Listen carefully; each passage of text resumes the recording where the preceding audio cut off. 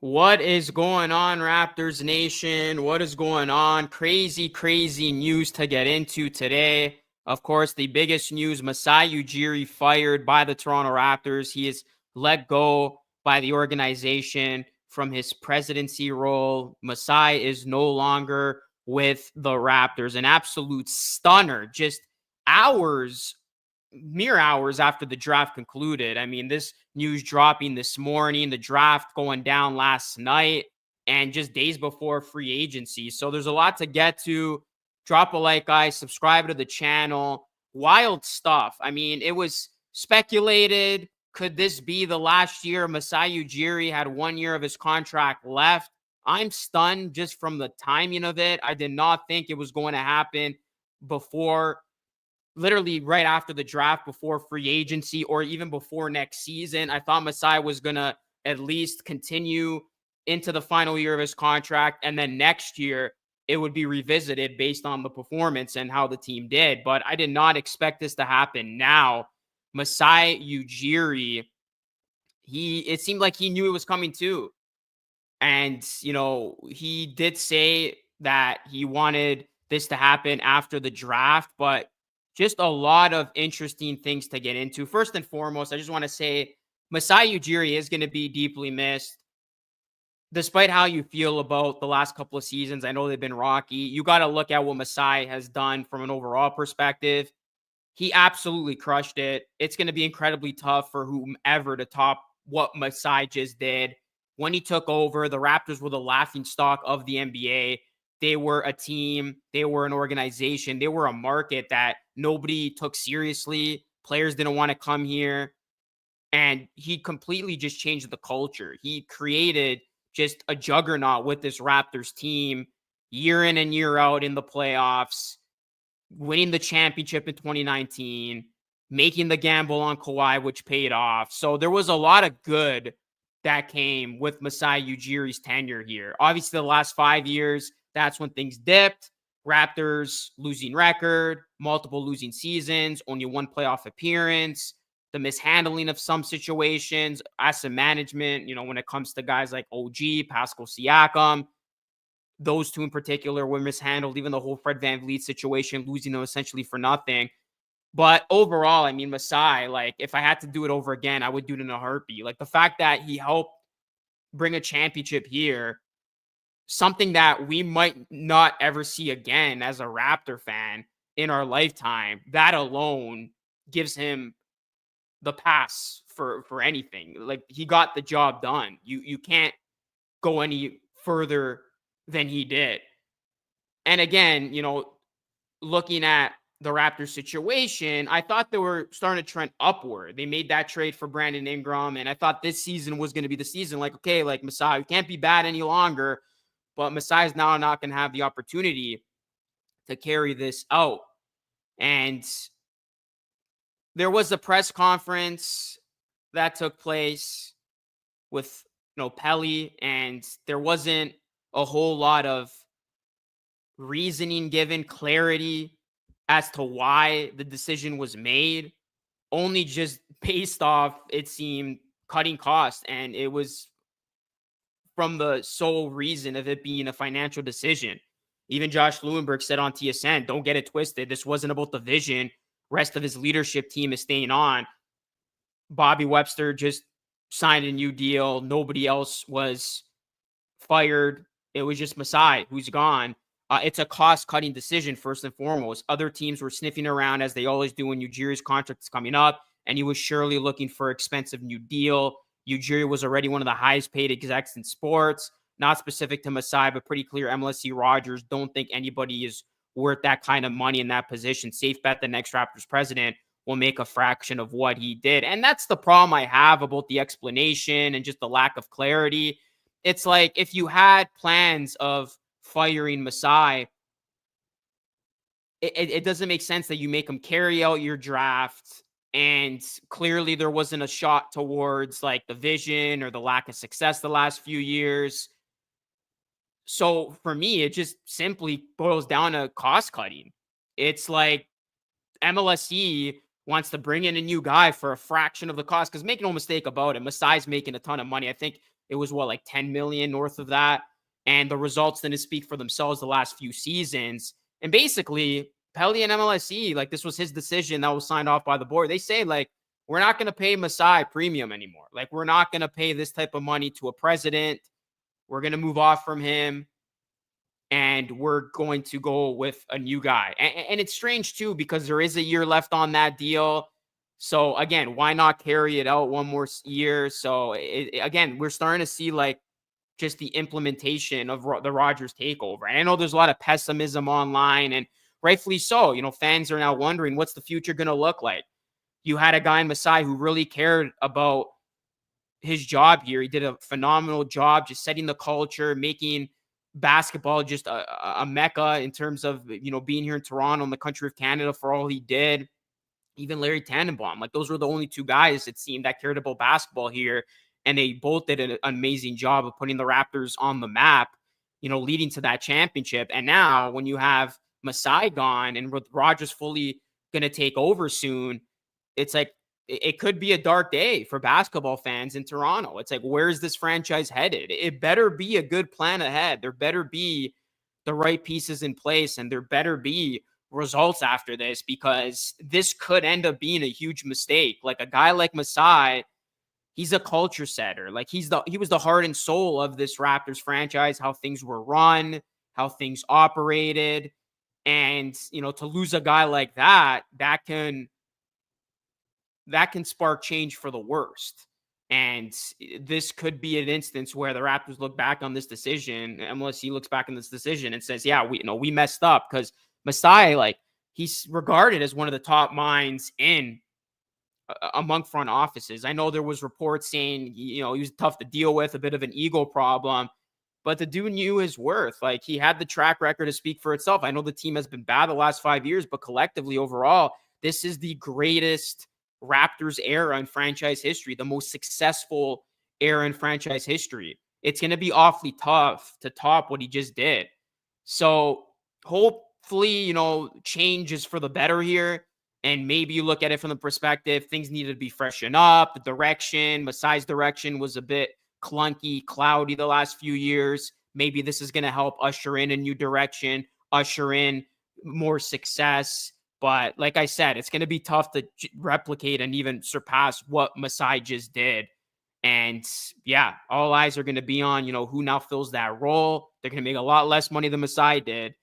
And it could be Bobby Webster. Pele saying that they're interviewing him, but they're also interviewing external candidates. Maybe they got a guy in mind who they want in particular, because I don't know how, you know, attractive this job is going to be. The president's not going to have any of his own people. He's going to basically just, you know, be enrolled into this spot. Because again, Masai's the only one who's let go here. Bobby's not going anywhere, and no other front office member was removed.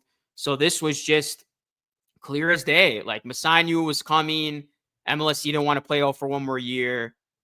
They cut costs and they said, we don't want to pay Masai, and we're not going to pay him the premium. We're going to do this job without forking over that amount of money. And whether, you know, how you feel about that remains to be seen. But yeah, like it's unfortunate, because like, I think it's a sour taste in my mouth just knowing that we didn't get that proper clarity. And now we're left like, hopefully, you know, the next guy comes in and does a great job. Because if not, this could end up being a huge, huge mistake and just a big, big era. And it's going to be weird, right? For the first time in over a decade, this team's not going to be run by Masai. Seems a little cloudy, seems like a dark day today. But again, hopefully, you know, things can turn for the better. But yeah, very surprised and shocked again by the timing of it. Did not think it was going to happen now. Thought this was going to come, if it was going to come later on, but it inevitably does happen. The writing was on the wall. Masai, he's gone. And we'll see now how the Raptors are run post Masai. As we're looking at some viewers here, Rick says very disappointing. Masai's Raptors. Yeah, that's the thing, man. Like, no matter how his tenure ended, he is still going to be considered a legend. Like, he's a legend in my book. He's forever going to be a legend, forever going to be remembered. I'm trading the last 5 years of misery versus the first, 7-8 years of what he did. Like, that's a fair trade-off. Like, the guy got the job done. me personally, I'm saddened by this. I wish there was a world where things worked out and Masai did stay, and he did say that he wanted to be here in Toronto, but it just comes down to this. That's simply it. It was a money thing. Masai wants to get paid. He's got to get paid a premium. And you know what? He knows his worth. He knows what he can do. And MLSE wasn't willing to fork that over. I mean, we saw it too with the whole Shanahan thing. Like, MLSE is operating with the notion that they don't think a president is important. They're trying to just cut their costs as much as they can and get the best result from that. It doesn't always work like that. Like, you need good people to get the results. And obviously with the Raptors losing the last couple of seasons, that probably irked them the wrong way, with ticket sales, things on the decline. So it's like, why are we paying this guy a lot of money if the results aren't there? So now they're hoping they get a cheaper guy and you get the results, but it doesn't always work like that. You don't always get your cake and eat it too. And I think this is where now the gamble is from MLSE, because they could look back at this like, we messed up, we got rid of a good guy, or it could turn for the better. What I just said, maybe you need, a freshen perspective to run this team. Maybe Masai did become stale with his direction. And I can hear that argument too. Just look at the last couple of moves that he's made, just leading up to this. Siakam and Anunoby and Fred, I thought all three was not handled well. I know they were able to get returns on 2 out of the 3, but, the Siakam return, if it wasn't for the Ingram, was very, very lackluster. OG return too. We'll see how, good IQ and RJ become. But again, it's hard to replace a great basketball mind like Masai. And things were run for so long with him at the forefront. I'm interested to see how things are going to now look and how things are going to be run, and the decisions that are going to be made now, because it's a whole different. I know Bobby's still there, but the top guy, you're not going to have that same type of direction as you did before. Man, I'm so worried that the Raptors are going to be mediocre like before. Yeah, like, honestly, like, that's kind of like, I guess maybe because we're like accustomed to it, because we lived through that automatically is where your mind goes. It's like, life was pretty trash being a Raptors fan before Masai. I hope we don't go back to that. Like, I'm just thinking like Rob Babcock, Colangelo, like those days, as soon as I like saw this news actually become official. E-Trick says, and Bobby we trust. Yeah, it'll be interesting to see if Bobby just like ends up being the president. I think like that is what I'd be more inclined to. He's an eternal guy. He's been under Masai. I'd be good with Bobby getting that presidency role, that promotion. He is going to be interviewing for that job. But if it's another guy, external guy, again, it depends who it is, obviously. That'll be interesting to see how things play out. I'm so shocked, man, says AG. This happened with the Blue Jays after Ed Rogers let Anthopoulos go. He went on to win with Atlanta and the Blue Jays. Wow. That's true, actually, George. That is very, very true. Yeah, it is very similar. Again, coming down to the financials, you let a good guy go. He goes on to win with Atlanta, and the Blue Jays have been terrible since. And yeah, like, make no mistake about it, Masai is going to get plenty of offers, and I have no doubt that he's going to go out and knock it out of the ballpark. And I think the biggest thing that's going to hurt is, again, the culture. Masai's a guy who knows what he's doing. But the other piece of this too is he was well respected. Like, players wanted to come. Like, maybe there was an opportunity for Giannis to join this team. That's not going to be the case anymore. Like, it's going to be hard to now. It was already hard to attract big name guys, but now it's even going to be harder, I think, because for as respected Masai was in those conversations, you remove that, it's like, is it going to be as bad as it was like 15 years ago when like no one even knew we were here? Like, that's the thing. So like, I hope it doesn't have that same effect where he goes on to kill it and then the Raptors just, go back to mediocrity. Why does this after the draft? Yeah, exactly, Kurt. And that's why I'm shocked. The timing is absolutely odd. Why do it before arguably the 2 biggest times of the calendar year for your basketball team? I'm hurt, not going to lie, says, yeah, like, it sucks, man. What now? The people are going to rip the team up. New person wants different people. Again, it is it's uncharted territory. It really is unknown what's going to happen. Again, this is something that we haven't experienced for a while, and we're going to see who is ultimately brought in, but everything's kind of on the table at this point. Bobby's been leading a lot of the day-to-day basketball activities since Curry. Maybe he's been positioned because he knew this was coming too, and apparently he did have a big hand in the draft. Um, so what does GM Bobby Webster do? Well, he could be the president. They are going to be hiring for that. Up to 2019, Masai was balling out afterwards. There's definitely space for criticism. But I agree with that wholeheartedly. He was not perfect to say the least. There was a lot of room for criticism. I hope Bobby gets Masai's role. I would be inclined to that as well. Yes, after 2019, it's been downhill. Yeah, like there haven't been any good results. And it's like, much longer did you want to give that leash? I just thought they were going to roll out another year with him. Like I thought I knew this was going to be make or break for Masai. I knew we couldn't have another down year. The team couldn't be bad or else that's it. It's over. I just didn't think it was going to happen before the final year of his contract, but a little premature, like in my opinion. Like the writing was on the wall, but I just didn't think it was going to happen literally today after the draft and before free agency. I thought he was going to be given that final year. So we'll see now how things are run and the culture, but like even seeing like some of the tweets online, people who worked with MLSE saying that like things were just different with Kawhi. Like it was just, with Masai, like things were just run smoothly and run well. So it goes beyond just winning, right? It's also like the culture you set, the people you have around you, what kind of work environment do you have? All that stuff goes a long way. And Masai did a good job from that perspective. But, from MLSC's perspective, they didn't get the results. And again, they're like, why are we paying this guy all this money? So they cut ties early.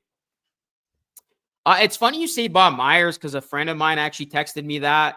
I think Bob Myers would want a bag, and I think the next guy isn't going to be paid a lot. So, like, I don't know. I think Bob Myers and Masai now are the two big names that are going to be on the market, and both of them are going to command the premium. So it's like if the Raptors wanted to cut costs and go the cheap route, are they really going to get Bob Myers? Maybe they can do it for a fraction of what Masai was making. But Bob, I think, is going to get the bag if he decides to go back into that particular role. So it would be great. I think that's a guy a lot of front offices want, but I just don't see that happening. And I'm interested to see who that next guy is going to be. I think we'll find out fairly quick, I would say. I would assume, free agency rolling around.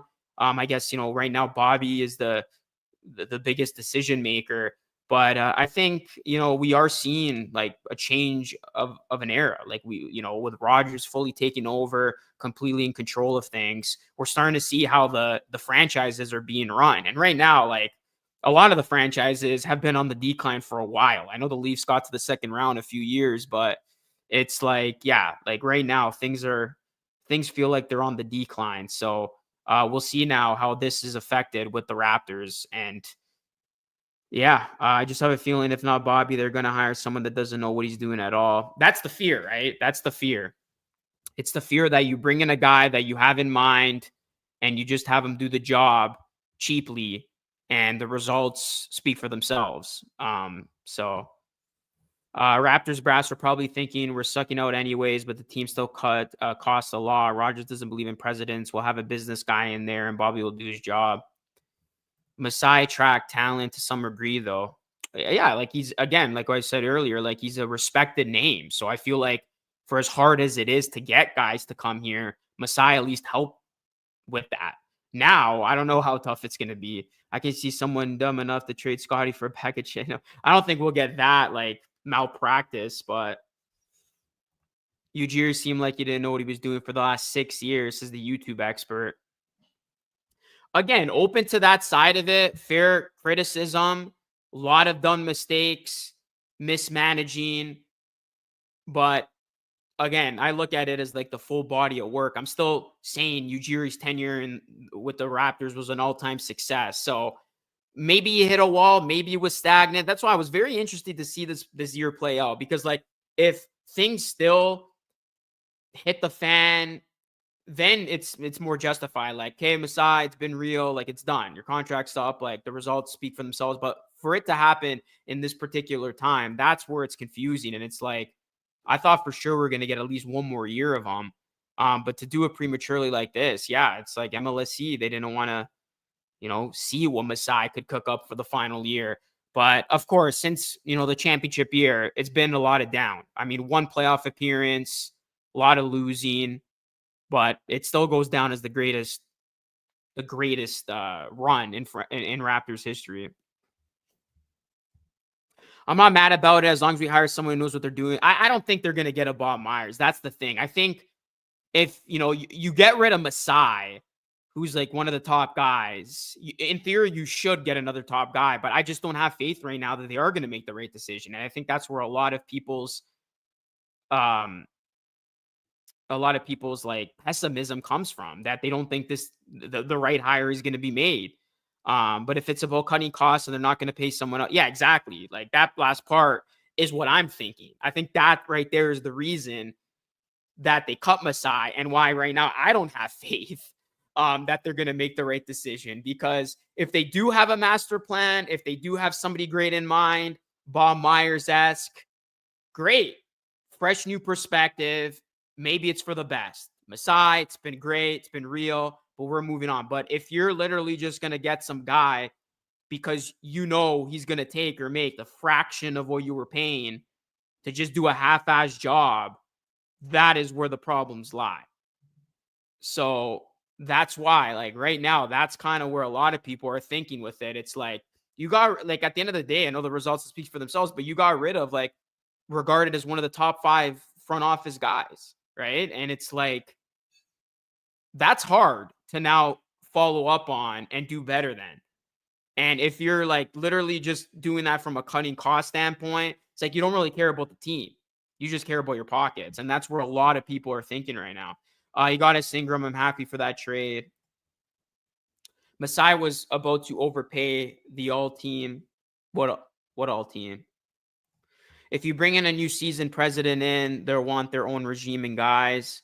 I don't think but that's why it's not an attractive role right now. That's why I don't see a Bob Myers coming in here, because if you get a well-respected, renowned name, they're going to want their own guys. And right now, like, all those guys have been untouched. Bobby's not going anywhere. He just signed a new deal. A lot of the front office guys, like all of them, have been intact. It's just Masai. So whoever comes in, they're going to basically have this group, right? Like they're not going to be able to get their own guys. Keith said in an interview they want to establish guys, so I don't know. Also doesn't like Masai, that has been public, and he just gave Vlad $500 million. He doesn't spend money. Bob Myers isn't impossible. Raptors are in a weird situation, says Paradise Law. Yeah, I agree. It's a gloomy day, that's for sure. If you want a top tier executive, they're still going to cost you. Exactly. Man, firing Masai just made me sad and brought me back to the good old days of Kyle and DeRozan. Yeah, I mean, it was a decade of success, right? The Kyle DeRozan days, the Kawhi trade. Let Masai be in charge of the Leafs and bring Brandon Shanahan for the Raptors. Last 5 years wasn't good. Well, that's why, like, it is, you could justify the firing from that perspective, because it hasn't been good. Let's be real. Like, it's been very, very subpar, very bad, actually. Not subpar, very bad.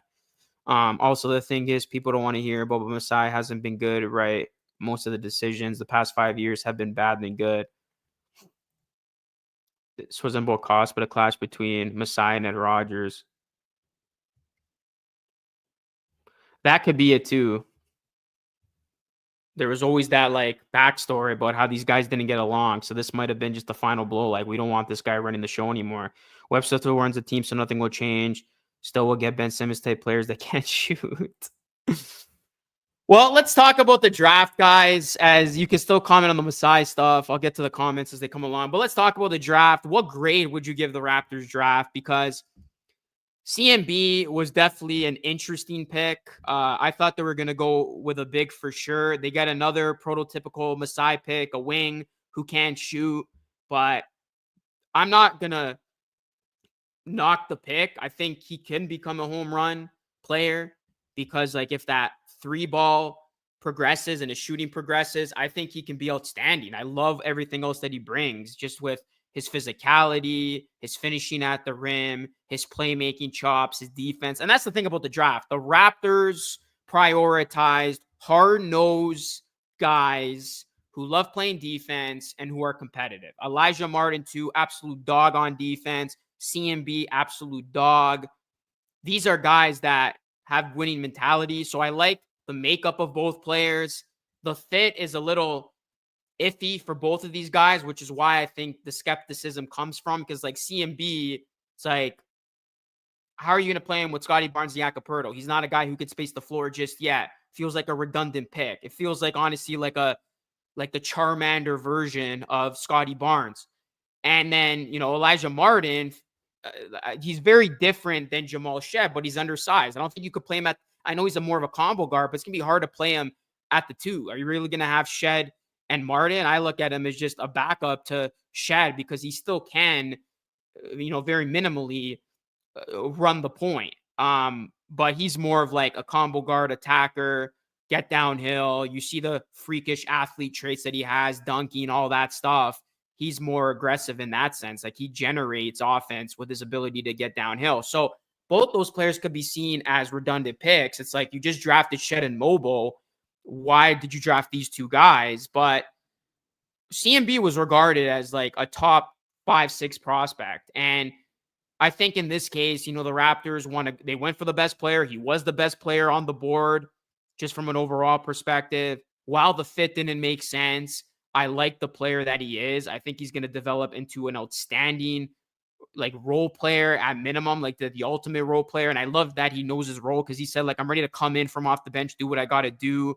I don't see him starting, but I see him as just being like a long-term, like solid option from off the bench. Like just, he's going to back up Scotty Barnes until that shooting comes around. I don't know how much you can play them, but when you do play him, it's going to be a scary defensive duo. I think both of those guys anchoring your defense will be fun. You just need shooting around them. So CMB, I think he's got all the traits to really be just an absolute difference maker at the next level. Again, it really falls down to his shooting. If he doesn't develop a shot, you don't stay on the floor for long. And that's where it's an issue. But if he develops that shot, and that's a big if because the dude shot it 9 of 39 from college, from 3 in college, that's when it's like, did we mess this up? So it all stems with shooting. He's got to get that outside shot to fall. Everything else is already where it needs to be at the pro level. He is pro ready. And we'll see how the pick goes. Right now, I have him backing up Scotty Barnes. He's going to come in and be, I think, in the rotation. Like right now, I have CMB over Mobo in the depth chart. I think, you are going to be playing him meaningful reps in a rotation that you hope is going to be competitive this season. And then Elijah Martin, I don't expect him to get a whole ton of minutes with the main team. Mostly going to spend time with 905. We're going to see all those guys, both these guys at Summer League. But he's basically just like an insurance plan just because Quickly has been able to stay healthy. But overall, what would you grade the Raptors draft? I'm going to give it the benefit of the doubt. I've been seeing a lot of like harsh grades, but then also people saying it was like an A+ or A-. I'm not giving it an A-. I'll probably just be conservative and safe and just say a B, just because the potential is there. The fit isn't there right now. So we got to kind of wait and see how it all works. But I was surprised, like as I was with this Masai news, I was surprised about the draft because I thought for sure the Raptors were going to go for a big. But they end up going with another versatile wing defender who can't shoot as of now, and an undersized guard who plays hard on defense. It's like the Raptors, they got a type. And is it, did this have Masai's fingerprints on it again, or was this mainly Bobby? Because literally they have a type in those 2 prototypes that I just named. So what did you guys think of the draft picks? And do you think that it can work out? Like the more I watch CMB highlights, I'm excited. I am. I do think he's going to fit here perfectly. It's just like the defined role that he has that remains to be seen. And then even Elijah Martin, just like seeing him, he's a freak athlete. So the Elijah Martin pick, I'm okay with as well. It's just one of those things that we'll see if it ends up being a good draft or a terrible draft. C is Paradise Lost. B, E-Tricks. That's what I'm giving it to. String says B. Eddie says C. C and B on some. Yeah, exactly. He was top 5 in a lot of people's drafts. Another guy that can shoot in CMB along with Perto Barnes, Shed, Mobile, etc. That's the thing where like it doesn't make sense from a fit standpoint. It's like the Raptors just drafted another guy who can't shoot, but hopefully he can develop that 3-point shot. But don't watch his draft combine because his form was terrible. His shots were terrible. I hope that's not the guy the Raptors are getting, or else it is going to essentially be a wasted pick. Hopefully his shooting does come around. And right now, like how I feel about the Raptors is their defense is going to be amazing. Like they're going to be very improved defensively. Like they're going to have a lot of dogs on defense, but their offense is a big question mark. They still don't have that necessary floor spacing around Barnes and Brandon Ingram, which is why I think you got to trade Barrett and get yourself a guy who can shoot consistently, like a 3-and-D makeup would be perfect. That's why I was actually inclined to getting a guy like Derek White, because I think that type of player would be perfect in the Raptors starting lineup. That's the thing. The half-court offense, the shooting in general, that's still a major issue. That's still going to, I know you bring Brandon Ingram, but you still got to fix that. But defensively, I think this team can be, one of the better defensive teams in the league. But offensively, it might be another shit show. Like it might be like, what are we watching right now? And that's when you need Grady. Hopefully he can have the 3-point shooting season we've been expecting since he got drafted. Jacoby Walter is another guy who, can mold into that 3-and-D and be very consistent with his offense. And then I think maybe we are going to see a move. But now, again, it's interesting. What happens like in the follow-up of Masai getting fired? Is RJ now for sure gone? Because if this is a cost-cutting move, they're going to want to save money. There's no way they're going to want to be a tax team. And the Raptors are very close to that threshold. So they might now get below that. We just saw what the Celtics did and trade RJ, who makes sense, the odd man out in terms of, somebody you would trade to cut costs. So again, what's the ramifications of Masai getting fired? What's next? Who's out? And I think right now, if you're RJ Barrett, it's not looking good, because I would guess that if this team's, following the trend of cutting costs and they definitely want to be a luxury team. RJ Barrett might be that next guy to be moved. Is it Darko's last year with the team? I think so. I think if it's another terrible year, he'll be fired. They're trying the OKC build, have a couple of G2 scorers and a bunch of defenders off the bench. Yeah, the problem with OKC is they got Shai Gilgeous-Alexander. The Raptors don't. So I don't really buy that comparison. Like Shai is like arguably the best player in the league, and he's a certified bucket getter. Raptors don't have that. I mean, are they hoping Brandon Ingram's going to turn into a top 5 player in the league next season? Because it feels like they're just betting on that, but not going for spacing. That's what they're betting. Yeah, they're betting Ingram can be like in that upper echelon of elite bucket getters. I think he definitely has that, but I think also too, you got to keep in mind he hasn't had an all-star season in like 4 years now, and I'm interested to see what version of Ingram we're gonna get. If he impresses, this team can be really good. If he disappoints, yeah, it's gonna be rough. They got RJ, man. We have too many guys that can play the 2. IQ overpay. CB reminds me of a blended Draymond and Randall. Those are actually 2 guys he's been comped to. I see Randall too in his game. My one concern, we didn't address getting more rebounding at center. And that's the thing too. The Raptors need a backup center. Who the hell is playing backup center now? Does this mean Chris Boucher's coming back on a team-friendly deal? Because they did not address that backup at all. I don't think Chomsky's ready to back up Pirtle. And if Pirtle gets hurt, this team's also a mess in that regard. The question should be of draft picks. How long do they need to develop in the G League before they can become a part of the second unit? That's better than 4 or 5 of the second unit in the league. C. I actually like Martin with 39. Yeah, at first I was, again, surprised. I'm like, it was right there. Like what's his name? Maxime Renaud. He was right there. I'm like, take a center, but I like Martin. And I think what's underrated about him is he did shoot at 36% last season and 35% through his collegiate career.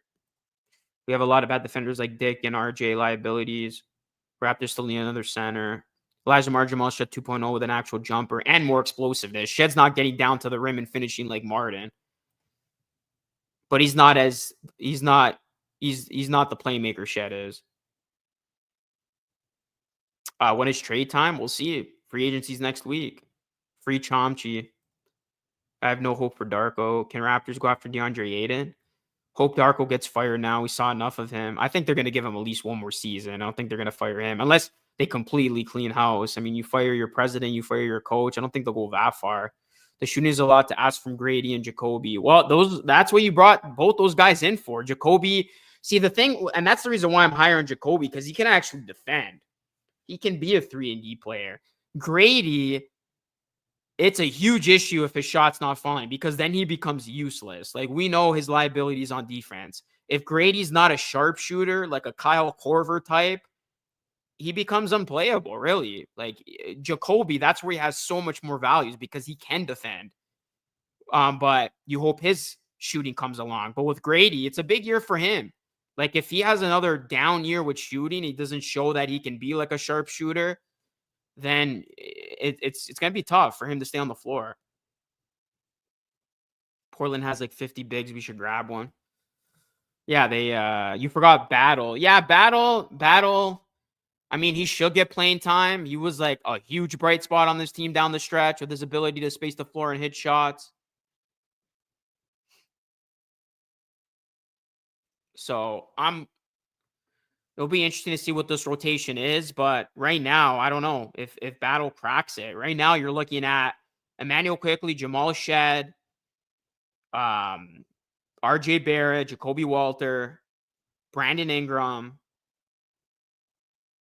Dick Abaji, Scotty Barnes, CMB, Mobo, Yakapurto with no backup. It might be Chris Boucher, honestly. I don't know who's going to be that backup center at this point. Yeah, he's got to be a 40-plus shooter to be worth an extension. Well, that's his calling card. He's supposed to be like the Kyle Korver of this new era, right? Like, I know he's he's got to, I know he improved a little bit with his finishing at the rim, but he's got to hit shots. He's got to hit threes or else he becomes unplayable. So right now, Martin, Jacoby, Grady, Boyles, and Mobile, or whoever wins the center minutes. I feel dark season coming. I actually am optimistic about this season. I am, but I think it's solely dependent on the type of year that Brandon Ingram has. Like, if Brandon Ingram disappoints, I think it will be a dark season. But if he looks like his former self and he really flourishes in a new environment, I think the sky's the limit to what this team can do. But if you got to rely on a big three of Quickley, Barrett, and Barnes, and, Ingram disappoints or knock on wood, he gets injured, that's when this whole thing comes apart. Health is big too. Like, that's the thing that scares me about Ingram is one injury. Like, he's one injury away from being like shelved for an entire season. So like, that's where you hope, he took the extra time to get his body right. That's why he didn't play. Also, the Raptors were trying to tank, but hopefully, like, he's going to be his best self health-wise and player-wise that he was when he made the All-Star team. Like, they need All-Star Ingram. If he's short of that, if he's short of being an All-Star, this thing doesn't work. So I know it's a lot of pressure to put on the new guy, but he's going to have to deliver. He's going to have to be big time for this team if they want to take that next step, because if he's underwhelming or gets injured, yeah, it might be bad.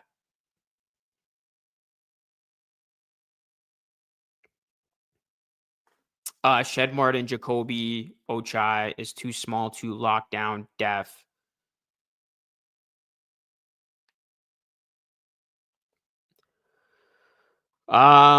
Yeah, I mean, that's the thing with Shed and Martin. They're very undersized. Are we gonna get like Kyle Lowry and Fred VanVleet 2.0? Because like I said, they love the Raptors have a type.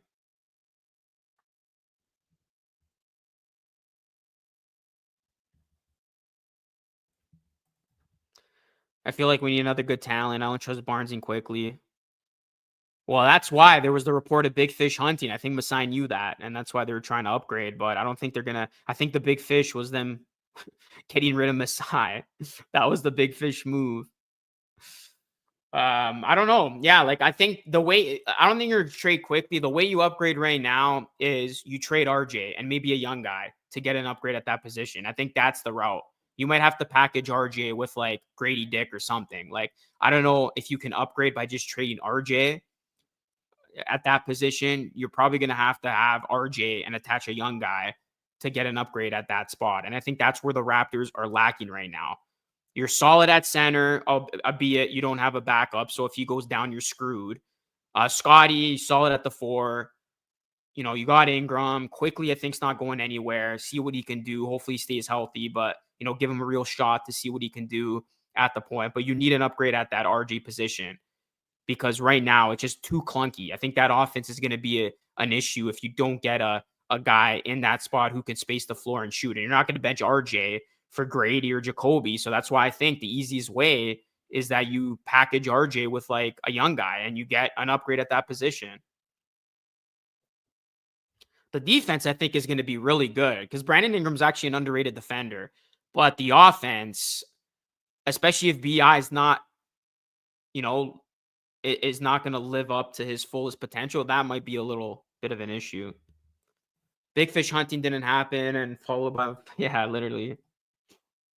There's still time. IQ needs to be traded ASAP. He's on a bad contract though right now. BI will get injured. I don't know why. That's what I'm worried about. You look at it, it's not a good track record. It's like they think they can do with Ingram what they did with Kawhi and keep him healthy, but hopefully. And how much of that trade was actually Masai trying to save his job? That's another thing to look back on. I mean, in essence, it goes down as a good trade, but we'll see, right? Like, we'll see how it ends up because they did sign him to that big contract. If he ends up being injured, was that Masai just trying to pull a rabbit out of his hat to save his, you know what? Or so, like, it's interesting to see how the season's going to go because there's Masai fingerprints on this current team. Even with, Scotty Barnes being positioned as the cornerstone, the face of the Raptors franchise. Like, he was Masai's guy. Maybe that changes, going into the future, especially if results aren't there to show for. The press conference, big news was that ownership is ready to invest. This is giving a free shot at going hard and seeing where it takes us going into tax. It's not on Masai's legacy if fails regroup.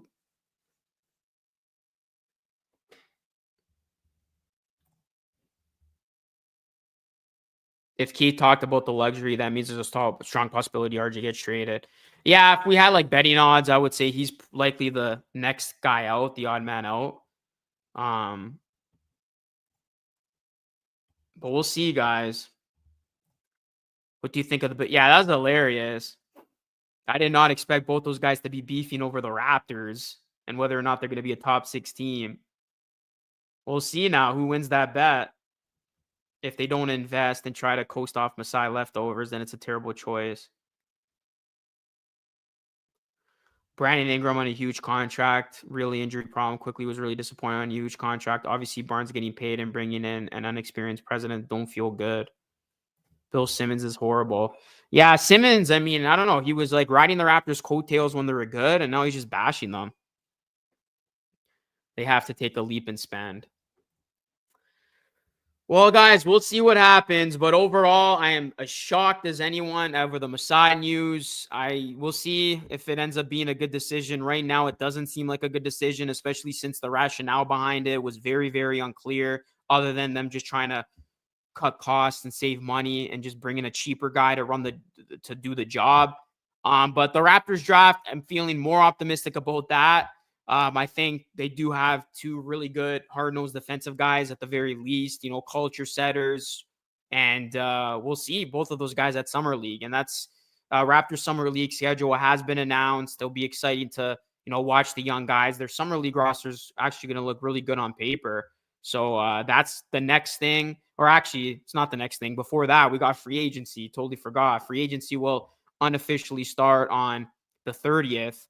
There's no like huge free agent names. I don't know if the Raptors are going to do anything other than bring back Boucher because of how limited they are with their spending. But we'll see if a trade happens. We'll see if a trade happens. And like I said, RJ is paired off with another young guy to get an upgrade at the position. Maybe we see an RJ Barrett Grady package.